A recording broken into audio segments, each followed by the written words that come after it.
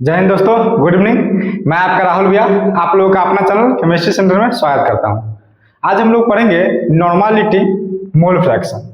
Normality पढ़ेंगे और mole fraction भी पढ़ेंगे। ध्यान देंगे, देखिए टॉपिक है नॉर्मालिटी।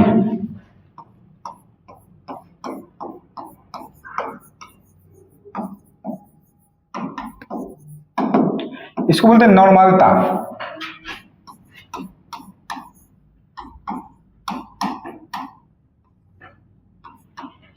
क्या बोलते हैं? नॉर्मलता यानी normality.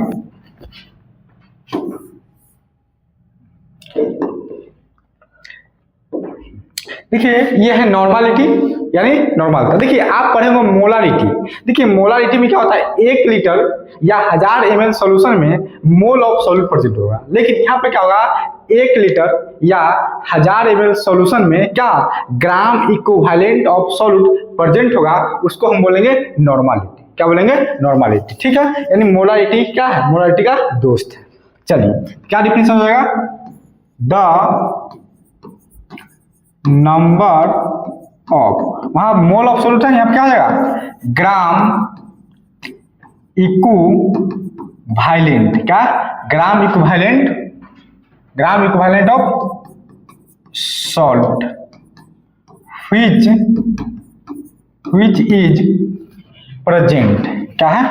which is present 1 litre या 1000 ml solution is called normality। चलो देखिए, बोल रहा कि the number of gram equivalent of solute which is present in, क्या प्रेजेंट इन 1 लीटर, क्या प्रेजेंट इन 1 लीटर और 1000 ml सॉल्यूशन इज कॉल्ड क्या है? नॉर्मालिटी। देखिए नॉर्मालिटी बोल रहा है कि किसी बिलियन में, क्या किसी बिलियन में 1 लीटर या 1000 ml ग्राम तुल्यांकी संख्या को हम लोग क्या बोलते हैं? नॉर्मालिटी बोलते हैं। क्या होता है? नॉर्मालिटी बोलते हैं। तो याद रखिएगा कि किसी भी 1 लीटर या 1000 ml सॉल्यूशन में कितना gram equivalent of solute dissolve है, कितना घुला हुआ है, उसी को हम क्या बोलेंगे? नॉर्मालिटी बोलेंगे। ठीक है, अब ध्यान दीजिए, एग्जाम्पल देख लीजिए। मान लीजिए कोई सॉल्यूशन है, क्या है?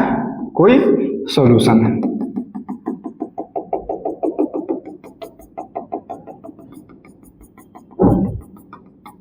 इस प्रकार से बस सॉल्यूशन है। ठीक है, ये सॉल्यूशन है। इसका जो वॉल्यूम दिया हुआ है, मान लीजिए इसका वॉल्यूम दिया हुआ है 10 लीटर। क्या वो दिया हुआ? 10 लीटर। अब बोलता है ग्राम इक्विवेलेंट ऑफ सॉल्यूट। मान लीजिए gram equivalent of solute present है। क्या है?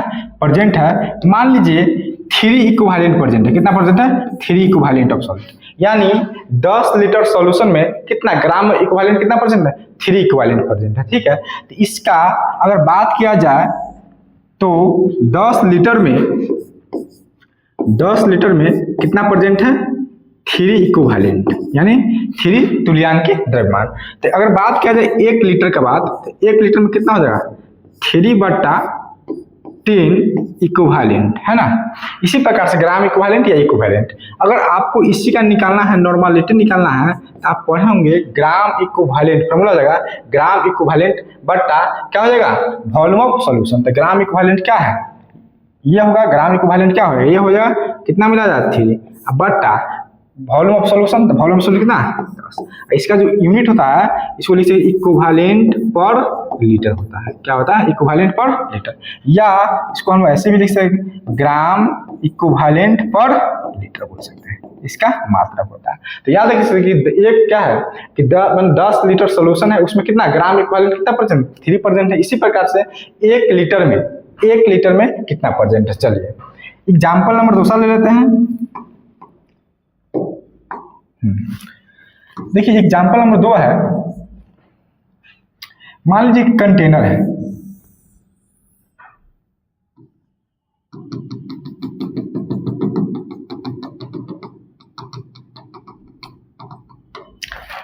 मान लीजिए इसका वॉल्यूम है, इसका वॉल्यूम दे देते हैं, इसका वॉल्यूम ले लेते हैं 12 लीटर। क्या लेते हैं? 12 लीटर। यहाँ पर जो इक्विवेलेंट है, यानी इक्विवेलेंट है mole of gram equivalent solute है, मान लीजिए यहाँ पर ले लिए दो इक्विवेलेंट ले लिए। क्या लिखिए? इक्विवेलेंट कितना ले लिए? 2 ले लिए। तो अगर मान लीजिए क्या है कि अगर 12 लीटर में, सही है, देखो 12 लीटर में कितना परसेंट है? 12 लीटर में परसेंट है बुआ, यानी 2 इक्विवेलेंट परसेंट। कितना परसेंट है? 2 इक्विवेलेंट। इसी प्रकार से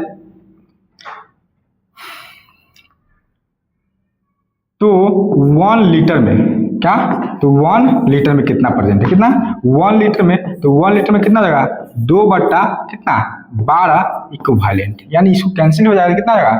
यानी 1/6 इक्विवेलेंट हो जाएगा। ठीक है, तो इसी का अगर नॉर्मलिटी निकालना है, क्या निकालना है? नॉर्मलिटी निकालना है, तो क्या हो जाएगा? n बराबर क्या हो जाएगा? 1/6 क्या है? ग्राम इक्विवेलेंट बटा क्या हो जाएगा? मोल नहीं हुआ, क्या हो जाएगा? इसका मतलब ग्राम इक्विवेलेंट लिखिए बटा क्या लिखिए? पर लीटर लिखिए। ठीक है, यानी ग्राम इक्विवेलेंट पर लीटर, या आप इक्विवेलेंट पर लीटर भी लिख सकते हैं। इसी प्रकार से कोई भी एग्जांपल आप ले लीजिए। मान लीजिए तीसरा एग्जांपल है, ये सॉल्यूशन है। देखिए इसका ले लिए, मान लीजिए ये लीटर है, ये ले लिए 50 लीटर। कितना ले लिए? वॉल्यूम कितना ले लिए? 50 लीटर। और इक्विवेलेंट ऑफ सॉल्यूट ले लिए कितना? मान लीजिए 5 ले लिए। कितना ले लिए? 5। अगर 50 लीटर में कितना? 5 इक्विवेलेंट ऑफ सॉल्यूट प्रेजेंट है, तो मान लीजिए कि 50 लीटर में कितना प्रेजेंट है? 5। क्या? 5 इक्विवेलेंट है। अगर एक इक्विवेलेंट क्या है? 1 लीटर में क्या है? 1 लीटर में कितना प्रेजेंट है? तो 5 बटा कितना हो जाएगा? 50। कितना हो जाएगा? 5 बटा 50 क्या हो जाएगा? इक्विवेलेंट। उसको कैंसिल कर दीजिए, कितना हो जाएगा? यानी 1/10 हो जाएगा।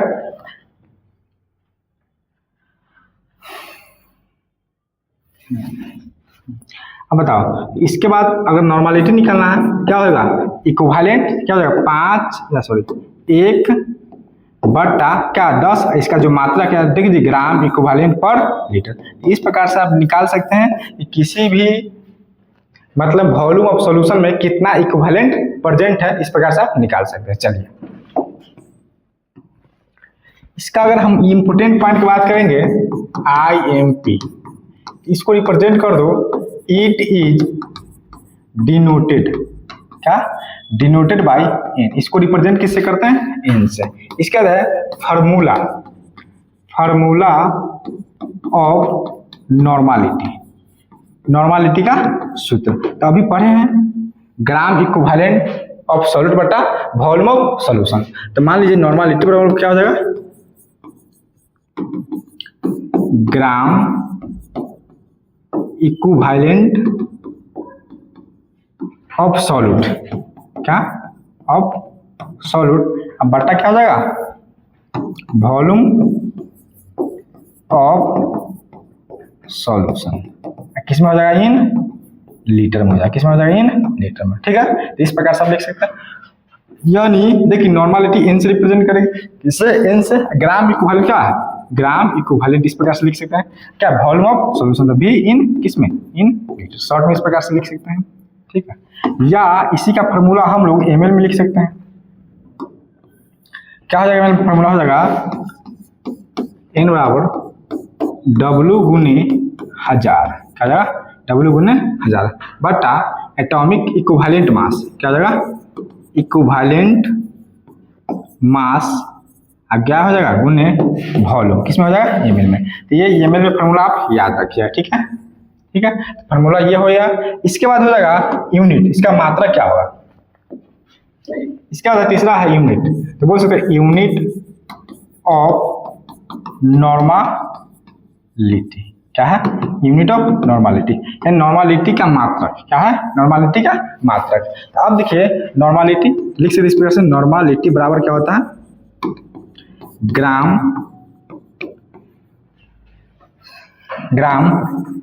इक्विवेलेंट ऑफ सॉल्यूट बटा वॉल्यूम ऑफ सॉल्यूशन। इस प्रकार से लिख सकते हैं। इसका फॉर्मूला क्या था, ग्राम इक्विवेलेंट ऑफ सॉल्यूट बटा वॉल्यूम ऑफ सॉल्यूशन।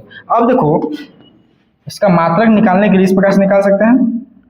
देखो ग्राम क्या होगा, ग्राम इक्विवेलेंट, ठीक है। अब वॉल्यूम ऑफ सॉल्यूशन किसमें, लीटर में, तो क्या हो जाएगा, ग्राम इक्विवेलेंट क्या है, पर लीटर। इसका क्या हो जाएगा, मात्रक हो जाएगा, या आप ऐसे भी लिख सकते इक्विवेलेंट पर लीटर भी लिख सकते हैं, ठीक है। तो इस प्रकार से आप लोग नॉर्मलिटी याद रखें। ओके, चलिए इसका टॉपिक है मोल फ्रैक्शन।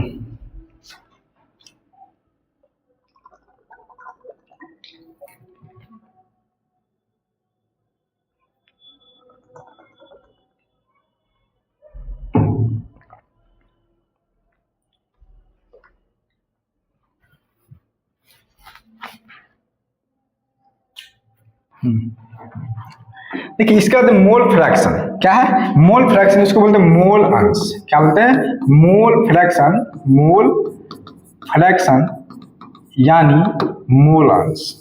क्या होगा, मोल अंश, ठीक है। इसका डिफिनेशन लिख सकते हैं कि the ratio of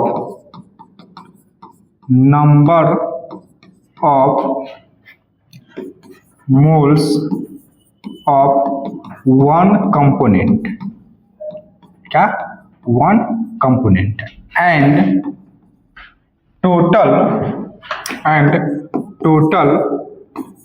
number of mole of solution, क्या, solution is called, क्या, is called mole fraction। क्या है, is called mole fraction। लिख सकते हैं क्या,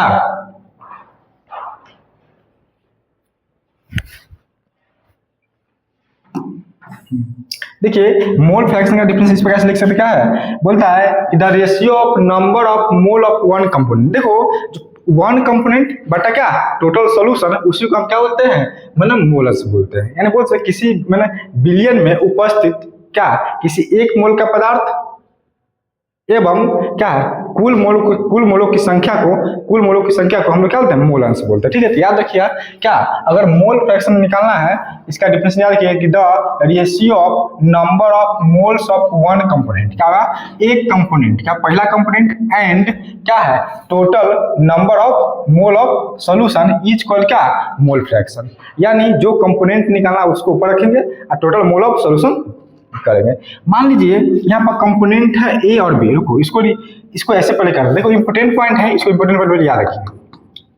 मान लीजिए इसका रिप्रेजेंट करते, इट इज डिनोटेड, क्या है, it is denoted by x, इसको एक्स से रिप्रेजेंट करते हैं। अब बता फार्मूला, बोलता है फार्मूला ऑफ मोल फ्रैक्शन, क्या है, फार्मूला ऑफ मोल फ्रैक्शन, मोल अंश का। देखो तो बोलता है किसी एक कंपोनेंट बटा टोटल सॉल्यूशन, तो बोल रहा है कि फार्मूला ऑफ मोल फ्रैक्शन, अगर मोल फ्रैक्शन का फार्मूला निकालिएगा तो सॉल्यूट के लिए अलग निकलेगा, सॉल्वेंट के लिए अलग निकलेगा। तो मान लीजिए क्या है कि सॉल्यूट है, क्या है, सॉल्यूट है और प्लस क्या है, सॉल्वेंट है।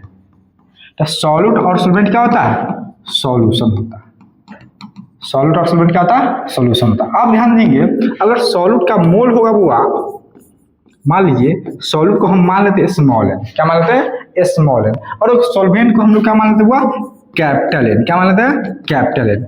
टोटल मोल कितना हो जाएगा, टोटल मोल कितना हो जाएगा, एन प्लस एन हो जाएगा, ठीक है। तो सॉल्यूट प्लस सॉल्वेंट क्या, सॉल्यूशन। तो मान लीजिए सॉल्यूट का मात्रा कम होता है, उसको स्मॉल एन मान लिए, सॉल्वेंट का मात्रा क्या होता है, ज्यादा होता है, उसको क्या, कैपिटल एन मान लिया, और दोनों क्या हो जाएगा, एन प्लस एन निकले। अगर आपको कम मान लीजिएगा सॉल्यूट निकालना, तो सॉल्यूट ऊपर में रहेगा और total solution N plus N होगा। अगर ये निकालना तो यही बोल रहा है कि, क्या बोला कि the ratio of number of mole of one component, एक कंपोनेंट, पहला कंपोनेंट बटा टोटल सॉल्यूशन। चलिए अब ध्यान देंगे, अगर यहां से निकालना, क्या यहां से निकालना है, पहले सॉल्यूट निकालना। देखिए इस कंपोनेंट को हम लोग क्या, इस कंपोनेंट को हम मान लेते हैं एन ए, क्या मान लेते हैं, इस कंपोनेंट को एन ए, इस कंपोनेंट को हम मान लेते क्या हुआ, एन, क्या मान लेते हैं, एन बी, और क्या हो जाएगा, इसको एन ए, इसका कंपोनेंट क्या हो जाएगा, एन ए प्लस क्या होगा एन बी। लेकिन हम यहाँ पे एगो स्मॉल एन माने एक कैपिटल एन माने। देखिए बुक में लिखा होगा आपको आराम से, इस दोनों को हम एन ए माने थे। क्या स्मॉल एन क्या है, इसको एन ए माना था, किताब में लिखा हुआ। इसमें क्या हुआ, इसमें होगा, इसमें भी एन है, या कंपोनेंट क्या हो जाएगा बी हो जाएगा। इस प्रकार से भी लिखेंगे, क्या हो जाएगा एन ए प्लस क्या होगा एन बी। इस प्रकार से अपना मेंटेन कर सकते हैं, ठीक है। ये कंपोनेंट ए और बी क्या है, कंपोनेंट, ठीक है। तो इस प्रकार से ये फॉर्मूला ये माइंड में रखिए, ये माइंड में रखिए, ये कोई भी माइंड में रखिए, कोई दिक्कत नहीं, ठीक है। अगर मान लीजिए फार्मूला निकालना है, क्या निकालना फार्मूला, तो अगर मान लीजिए कि सॉल्यूट का फार्मूला निकालना है, तो क्या हो जाएगा कि मोल फ्रैक्शन ऑफ सॉल्यूट, क्या मोल फ्रैक्शन ऑफ सॉल्यूट निकालना है। तो क्या करेंगे, आराम से कर देंगे मोल फ्रैक्शन ऑफ सॉल्यूट। क्या हुआ, मोल फ्रैक्शन ऑफ सॉल्यूट। देखो जिसको निकालना वो रखेगा टोटल, फिर टोटल रखेंगे क्या, मोल फ्रैक्शन ऑफ सॉल्यूशन, क्या मोल फ्रैक्शन ऑफ सॉल्यूशन, कोई दिक्कत। अब देखो मोल फ्रैक्शन रिप्रेजेंट किसके होते हैं, एक क्या होगा, एक सॉल्यूट। अब देखो एक सॉल्यूट का फॉर्मूला क्या निकाला, जिसको निकालना है उसको ऊपर रखेंगे। देखो क्या होगा, स्मॉल एन माने क्या होगा, स्मॉल एन बटा क्या हो जाएगा मोल फ्रैक्शन ऑफ सॉल्यूशन, क्या है एन प्लस एन, याद रखिएगा। ये फॉर्मूला किसका हुआ, मोल फ्रैक्शन ऑफ सॉल्यूट का। किसका फॉर्मूला होगा, मोल फ्रैक्शन ऑफ सॉल्यूट का। यही कंपोनेंट है। अगर मान लीजिए कि सॉल्यूशन एग्जाम में क्या है, स्मॉल एन प्लस क्या है एन प्लस, इसी को ये कंपोनेंट माना है। क्या देखो क्या क्या लिखे हुए हैं, एन ए लिखे हुए हैं, तो क्या हम लोग इस प्रकार से लिख सकते, क्या एन सॉरी क्या होगा एन ए भी रहेगा एग्जाम में, या इस प्रकार से एन बी भी रहेगा, बटा क्या रहेगा, यानी एन प्लस एन क्या है, मतलब सॉरी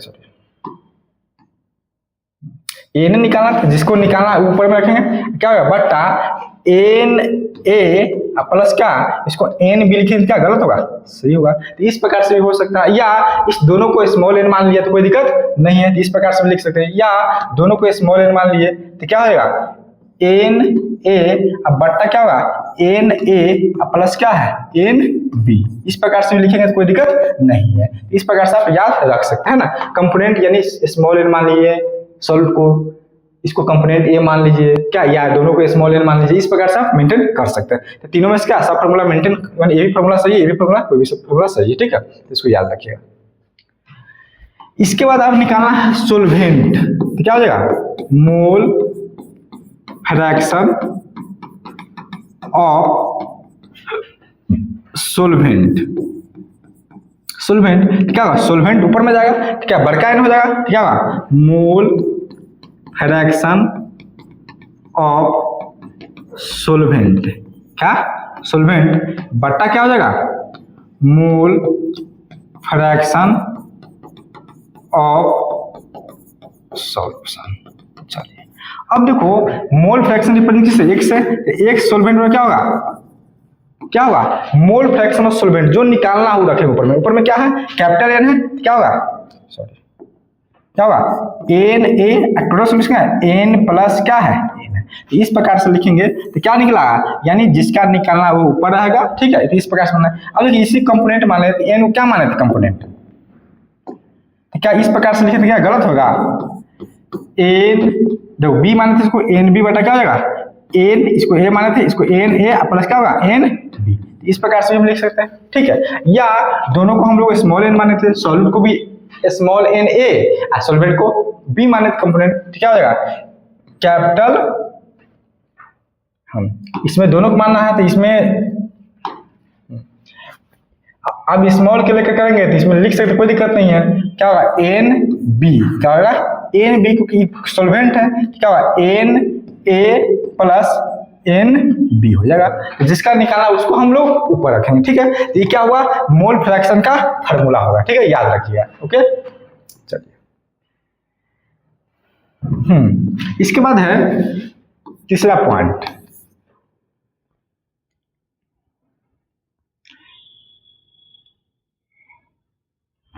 देखिए इसका मात्रक है नहीं होता है, यानी इसका जो यूनिट होता है, यूनिट कैसा होता है, यूनिट इसका यूनिट होता है, एक मिनट, जो मोल फ्रैक्शन मोल फ्रैक्शन यानी मोल अंश का जो यूनिट होता है नहीं होता। क्या मोल अंश का, यानी इसका एक ऐसा ये यूनिट लेस होता है, यानी इसका मात्रक नहीं होता। कैसा, इसका मात्रक नहीं होता। ये बात आप याद रखिएगा।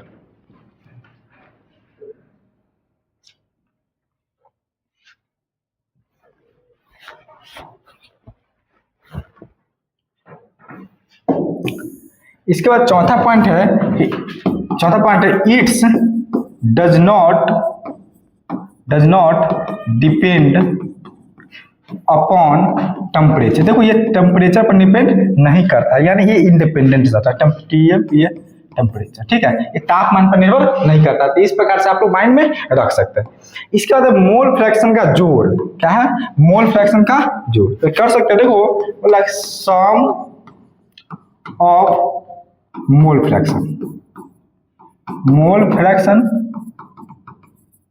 यानी बोला मोल अंश का जोड़। क्या है, मोल अंश का जोड़ यानी योग, ठीक है। अब देखो मोल अंश का जोड़ करेंगे तो आप जानते हैं कि सॉल्यूट प्लस सॉल्वेंट और क्या होता है, सॉल्यूशन। सॉल्यूट कितना हुआ, सॉल्यूट, तो एक से रिप्रेजेंट करते हैं, क्या, एक सॉल्यूट प्लस क्या होगा, एक सॉल्वेंट बराबर क्या हो जाएगा, एक सॉल्यूशन। अब देखो आप तो जानते हैं इसका फॉर्मूला क्या है, एक सॉल्यूट क्या होता है, स्मॉल एन बटा क्या होगा, एन प्लस एन। इस प्रकार से लिख सकते हैं। इसका क्या होता है, कैपिटल एन बटा क्या होगा, एन प्लस एन। सॉल्यूट का फॉर्मूला है, क्या है, सॉल्वेंट का फॉर्मूला है। अगर टोटल निकालना, अगर एक सॉल्यूशन का निकालना है तो क्या होगा। अब देखो क्या, इसको दोनों का एलसीएम निकालने क्या होगा, एन प्लस एन। दो का एलसीएम 2, चार का एलसीएम 4, इस प्रकार से n प्लस n का एलसीएम n, उसको भाग दिया होगा n हो जाएगा, फिर क्या हो जाएगा, n हो जाएगा। क्या हो जाएगा, एक सॉल्यूशन।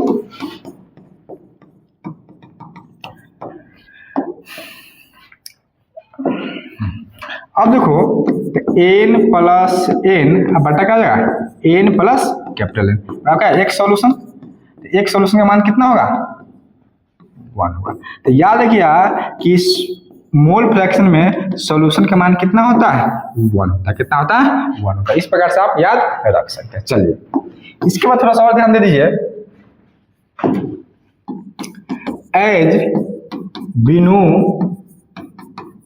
दैट, क्या, जैसे कि हम लोग जानते हैं कि मान लीजिए कि एक सॉल्यूट प्लस एक सॉल्वेंट,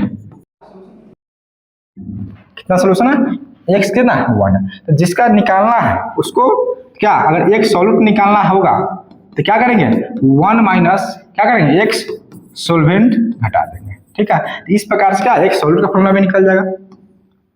और अगर यहाँ निकालना है, अगर एक सॉल्वेंट निकालना है तो क्या करेगा, 1 माइनस x क्या होगा, सॉल्यूट। तो इस प्रकार से आप क्या कर सकते हैं, फॉर्मूला याद रख सकते हैं। देख लीजिए, चलिए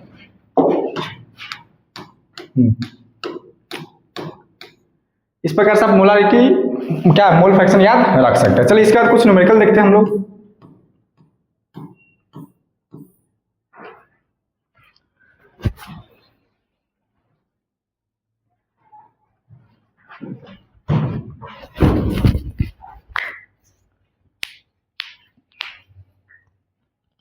हाँ देखो न्यूमेरिकल हम देख लेते हैं।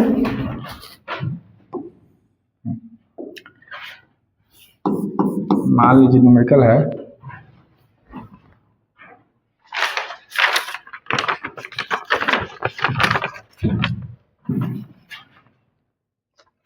लिखा हुआ 2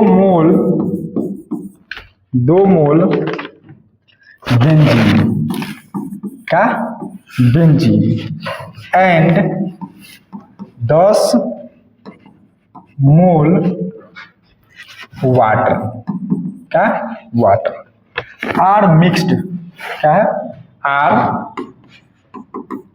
मिक्स्ड टुगेदर, देन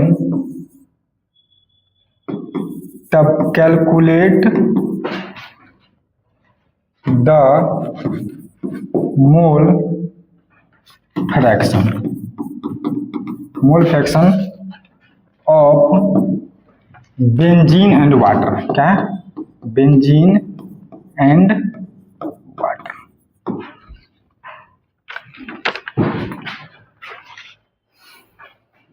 देखो ये न्यूमेरिकल है इस प्रकार से। देखो यहाँ बोल रहा है कि 2 मोल क्या है, 2 mole of benzene and 10 mole water, ठीक है। एंड 2 मोल क्या है, बेंजीन है और 10 मोल क्या है, वाटर है। मिक्स्ड विथ टुगेदर, मतलब मिक्स किया था, मतलब मिलाया था। Then calculate the mole fraction of benzene and water, और क्या यानी सॉल्यूट का भी मोल फ्रैक्शन बोला निकालने के लिए, और किसका, सॉल्वेंट का भी मोल फ्रैक्शन निकालने के लिए बोल रहा है। अब ध्यान देंगे, मान लीजिए कि आप पढ़े अभी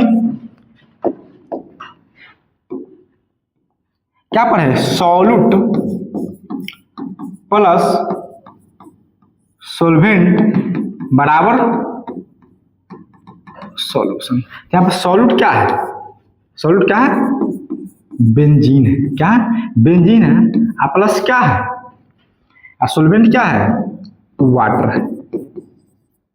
अब ध्यान दो, ये बेंजीन का जो मोल है क्या है, बेंजीन का मोल कितना दिया हुआ, 2 मोल दिया हुआ, कितना दिया हुआ, 2 मोल दिया हुआ। और इसका मोल कितना दिया हुआ है, इसका मोल दिया हुआ है 10 मोल दिया हुआ, कितना दिया हुआ, 10 मोल। टोटल मोल कितना हो जाएगा, 10 प्लस 2 कितना हो जाएगा, 12 हो जाएगा। टोटल मोल कितना हो जाएगा, 12। अब जिसका निकालना है, मान लीजिए जिसको निकालना उसको ऊपर रखेंगे, और निकालना किसका है, दोनों को निकालना है। तो मान लीजिए अगर x बेंजीन निकालना है, क्या निकालना है, x बेंजीन यानी मोल फ्रैक्शन ऑफ बेंजीन, तो क्या होगा, यानी x बेंजीन बटा टोटल सॉल्यूशन हो जाएगा, क्या होगा, यानी टोटल सॉल्यूशन, यानी x सॉल्यूशन लिख सकते हैं, मोल फ्रैक्शन ऑफ सॉल्यूशन हो जाएगा। अब बताओ x बेंजीन, x बेंजीन कितना दिया हुआ है, x बेंजीन। अब देखो बेंजीन कितना है, 2 मोल है, क्या 2 बट्टा कितना हो जाएगा, 2 बट्टा 12 हो जाएगा ना। चलो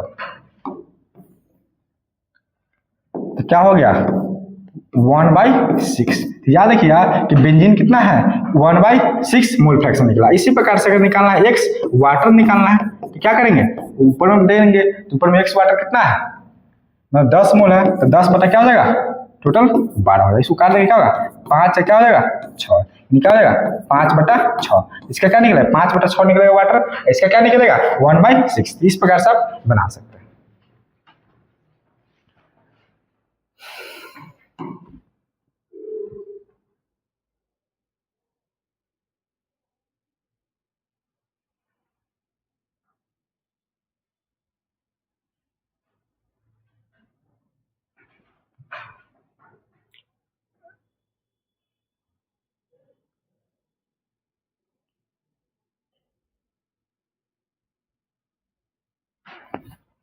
चलिए इसी प्रकार से आप बना सकते हैं अपने मन से। मान लीजिए क्वेश्चन देते हैं, if 2 mole, if 4 mole of nitric acid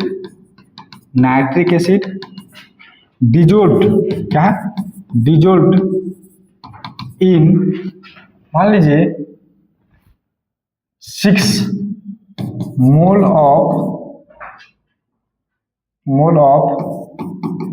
ammonia,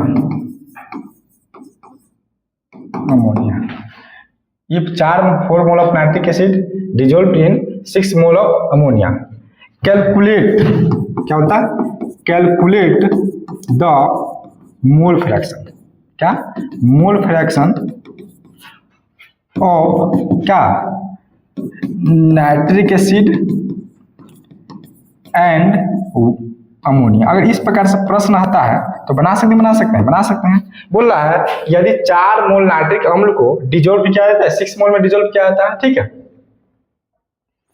हाँ, तो अब अमोनिया मैंने 6 मोल अमोनिया में डिजोल्व किया था, calculate the mole fraction of nitric acid and ammonia, ये दोनों को निकाल सकते हैं। जिसका निकालना है उसको हम ऊपर रख देंगे। देखो तो क्या हो जाएगा, सॉल्यूट यहाँ पे क्या हो जाएगा, यहाँ पर सॉल्यूट हो जाएगा नाइट्रिक एसिड प्लस क्या होगा, अमोनिया, टोटल क्या हो जाएगा, सॉल्यूशन हो जाएगा। अब देखो इसका मोल, नाइट्रिक एसिड का मोल कितना दिया हुआ है, इसका मोल दिया हुआ है 4, इसका मोल कितना दिया हुआ है, इसका मोल दिया हुआ है 6, टोटल मोल कितना हो जाएगा, 4 + 6 कितना हो जाएगा, 10 हो जाएगा। कितना जाएगा 10। तो इस प्रकार से आप निकाल सकते हैं। अगर मान लीजिए अब निकालना है नाइट्रिक एसिड, किसका निकालना है नाइट्रिक एसिड, तो मैंने मोल फ्रैक्शन x से रिप्रेजेंट कर दें, तो x नाइट्रिक एसिड यानी HNO3, तो क्या होगा अब HNO3 का मान कितना है, कितना मोल है 4, तो 4 बटा क्या हो जाएगा टोटल सोल्यूशन, टोटल सोल्यूशन कितना है 10 है। तो इस प्रकार से कितना है 2 हो जाएगा, क्या हो जाएगा 5 हो जाएगा, 2 बटा कितना हो जाएगा 5 हो जाएगा। इस प्रकार से निकाल दीजिएगा।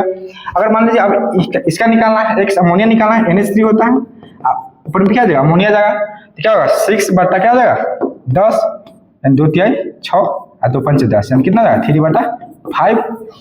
तो यार देखिए ये अब नाइट्रिक एसिड निकला, ये क्या निकला अमोनिया निकला। तो इस प्रकार से आप न्यूमेरिकल बना सकते हैं। चलिए एक न्यूमेरिकल था, किताब वाला था, इसको बनाते हैं। अब ध्यान देंगे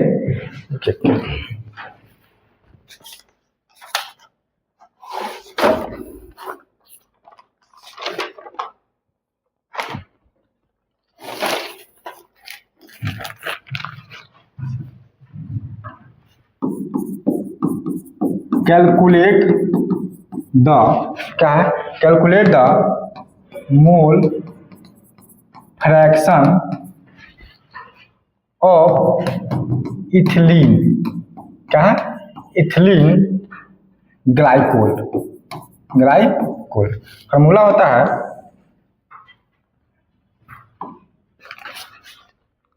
ग्लाइकोल C2H6O, है ना, इन अ सॉल्यूशन, क्या है इन अ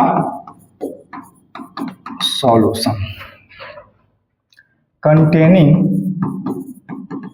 20% बाई मास। चलिए अब देखिए इसमें निकालना है मोल फ्रैक्शन, निकालना है, क्या निकालना है मोल फ्रैक्शन। देखिए क्वेश्चन देखिए बोल रहा है कि calculate the mole fraction of ethylene glycol, क्या करें इथिलीन ग्लाइकोल का मोल फ्रैक्शन निकाला इन अ सॉल्यूशन, किसी सॉल्यूशन में कंटेनिंग 20% क्या दिया हुआ है बाय मास, यानी दिया हुआ है इथिलीन ग्लाइकोल कितना दिया हुआ है 20% दिया हुआ है, माने कि सॉल्यूशन कितना का 100%, तो 20% अगर सॉल्यूट दिया हुआ तो सॉल्वेंट की मात्रा कितना होगा 80%। तो इस प्रकार से लिख सकते हैं क्या होगा सॉल्यूशन हो जाएगा सॉल्यूट प्लस सॉल्वेंट बराबर सॉल्यूशन, क्या सॉल्यूट यहाँ पे क्या है सॉल्यूट प्लस सॉल्वेंट बराबर सॉल्यूशन। अब देखो सॉल्यूट क्या है सॉल्यूट क्या दिया हुआ है इथिलीन ग्लाइकोल, क्या दिया हुआ है इथिलीन ग्लाइकोल, इसका फॉर्मूला क्या होता है C2H6O2, है ना, ये फॉर्मूला है। अब प्लस सॉल्वेंट कुछ नहीं दिया हुआ तो किस में डिजोल्व करेंगे वाटर में, तो वाटर कितना होगा H2 फॉर्मूला होता है। अब देखो वाटर का मास नहीं दिया हुआ, इसका मास अगर मान लीजिए अगर इसका मास दिया हुआ, इसका वजन दिया हुआ है कितना 20%, यानी क्या 20 ग्राम दिया हुआ है, इसमें कितना और मिलाया जाएगा तो 100 हो जाएगा, कितना होगा 80 ग्राम हो जाएगा, कितना जाएगा 80 ग्राम। तो टोटल मोल ऑफ सॉल्यूशन कितना हो जाएगा 20 प्लस 80 ग्राम हो जाएगा। तो ये क्या निकला ये ग्राम निकला। अब यहाँ पर निकालना क्या मोल निकालना, क्या निकालना है मोल। तो अब इस पर डायरेक्ट यहाँ मोल निकालना है, तो इसको हम क्या माने थे स्मॉल एन, इसको क्या मानते हैं कैपिटल एन। आपको पता है कि एन बराबर क्या होता है फॉर्मूला W बटा M, यानी वेट बाई मोलर मास। तो पहले तो हमको निकालना पड़ेगा मोलर मास,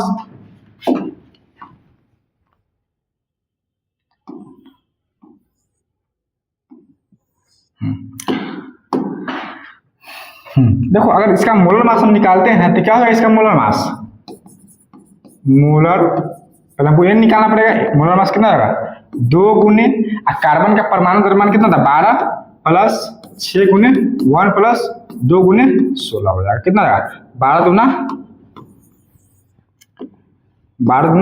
24 प्लस 6 प्लस 16 दूना 32, तो कितना हो जाएगा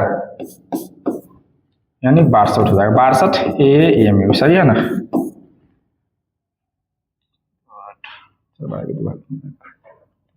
हाँ 62 हो जाएगा इसका मोलर मास। अगर इसका मोलर मास निकालेंगे, इसका मोलर मास निकालेंगे H2O का, तो क्या हो जाएगा मोलर मास क्या होगा 2 गुने 1 प्लस 1 गुने कितना था 16, 2 प्लस 16 कितना हो जाएगा 18 हो जाएगा, ठीक है 18 AMU। अब यहाँ पर अगर एन निकालना, पहले मोल निकालेंगे, ठीक है, क्या निकालेंगे, मोल। तो यहाँ पर एन निकालेंगे तो एन बराबर क्या होता है, डब्ल्यू बटा एम, क्या होता है, डब्ल्यू बटा एम। इसका भी क्या हो जाएगा, एन बराबर क्या हो जाएगा, कैपिटल एन इसको माने थे, लो मान लो कैपिटल एन बराबर क्या था, वो सॉरी यार, डब्ल्यू बटा एम हो जाएगा। अब देखो इसका एन निकालेगा तो एन क्या हो जाएगा, डब्ल्यू बटा एम। तो वेट कितना दिया हुआ है,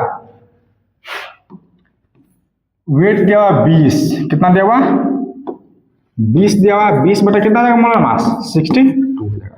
सो काटेंगे कितना जाएगा, 10, 2 तिहाई 6, 31, कितना आएगा, 10 बटा 31 हो जाएगा। इसको देखेंगे, भाग देके देखते कितना आता है।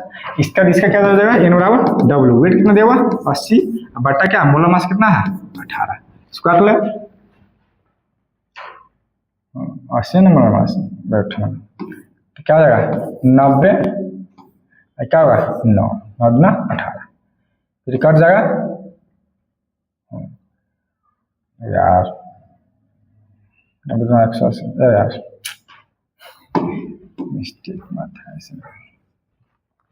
देखो 80 दिया हुआ है, इसके बाद मोलर मास कितना दिया हुआ, 18 दिया हुआ है ना, तो कट जाएगा, क्या 40 हो जाएगा, कितना 9 हो जाएगा, यानी क्या हो जाएगा 40 बटा 9 हो जाएगा। और इसको भी देख लेंगे, इसको अगर भाग देने पर क्या निकलेगा, यानी इसका स्मॉल एन निकलना है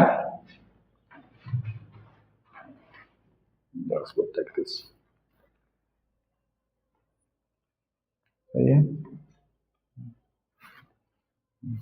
इसका निकलता है स्मॉल एन 0.33, 0.322, 0.322, इसका निकल रहा लगभग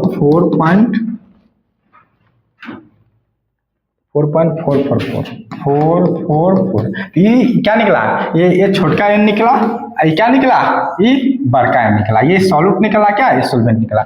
अगर आप बताओ मोल तो निकल चुका है, क्या मोल निकल चुका है, तो आपको क्या करना, डायरेक्ट फार्मूला डालेंगे, क्या डालेंगे, डायरेक्ट फार्मूला। तो फार्मूला में क्या होगा, अगर मान लीजिए निकालना है एक्स निकालना है, अगर एक इथिलीन ग्लाइकोल निकालना है, इथिलीन ग्लाइकोल निकालना है, तो क्या होगा, ऊपर में इथिलीन ग्लाइकोल होगा, क्या होगा, यानी स्मॉल एन बटा क्या होगा, n plus n. Ethylene glycol कितना है, इथिलीन ग्लाइकोल कितना है, देख लीजिए कितना है, एन का मान कितना है 0.322, और टोटल सॉल्यूशन क्या होगा, एन प्लस एन का मान कितना है, देखिए 0.322 है, अब प्लस क्या है 4.444 है, ठीक है। तो अगर इसमें एक्स इथिलीन निकालिएगा, इथिलीन निकालिएगा तो पता चला कितना निकलेगा, देख लेंगे, ठीक है। इसको जो घटा कर लेंगे। अगर इसमें निकालना है, ठीक है, एक्स सोलवेंट यानी क्या, एक्स वाटर निकालना है, तो वाटर पहले होगा, यानी क्या कैपिटल एन बटा क्या एन प्लस एन, फार्मूला डाल सकते हैं। तो एक्स वाटर निकालेंगे क्या होगा, अब देखो कैपिटल एन कितना है 4.444, और टोटल सोल्यूशन कितना है 0.322, ठीक है, प्लस 4.44 है। तो देखिए यहाँ पर इसका मोल फ्रैक्शन निकल जाएगा, देखो इथिलीन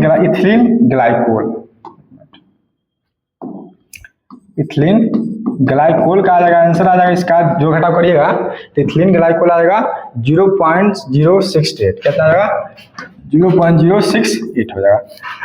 इसका आ जाएगा एक्स वाटर का आ जाएगा, इसको निकालिएगा, एक्स वाटर का आ जाएगा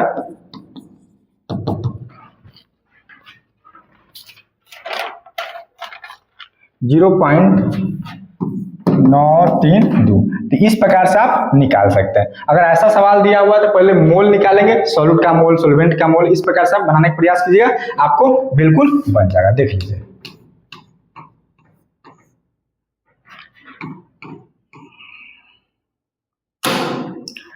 धन्यवाद, हम लोग अगले क्लास में फिर मिलते हैं।